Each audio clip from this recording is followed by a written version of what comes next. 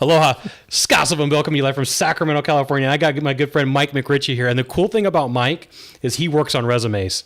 And so, Mike, what I want to talk to you about is, let's say that I want to land my dream job. Mm-hmm. And is it better for me to just put my resume out everywhere, or should there be a strategy for this to make this happen?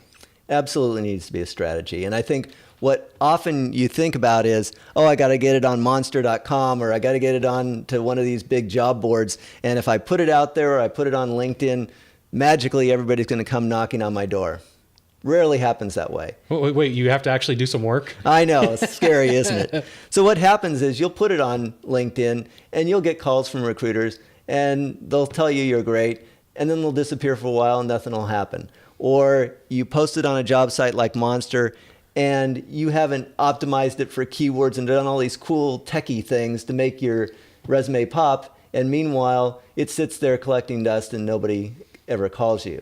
So one of the things that I really like to work with people on is not just getting the resume done and not just figuring out what makes you better than everybody else for these opportunities, but really looking at it and going, what are the things I can be doing that nobody else is doing to move my resume to the top of the stack instead of having it one of 200 resumes that's sitting there? So things like finding somebody within an organization and connecting with them on LinkedIn, mm-hmm. and building some sort of strategic rapport.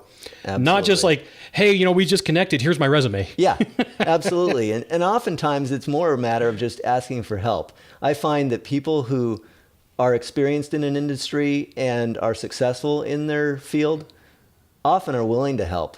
And a lot of times, if you ask the right way and you ask the right questions, they'll be willing to help you along in your career because they want to see people succeed. And if you're honest about that and you really do care and you provide some value to them as well, maybe you're willing to do something to help them out in some way, that starts to develop the connection. Then if an opportunity opens up that they hear about in another department within their company or in the industry that you might not have heard of, they're going to call you and go, hey, what about this opportunity? Have you considered that? Hey, I'll make a phone call for you.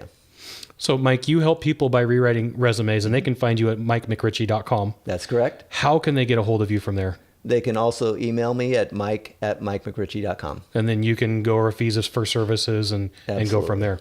Fantastic. Thanks for dropping by. Thanks, Scott.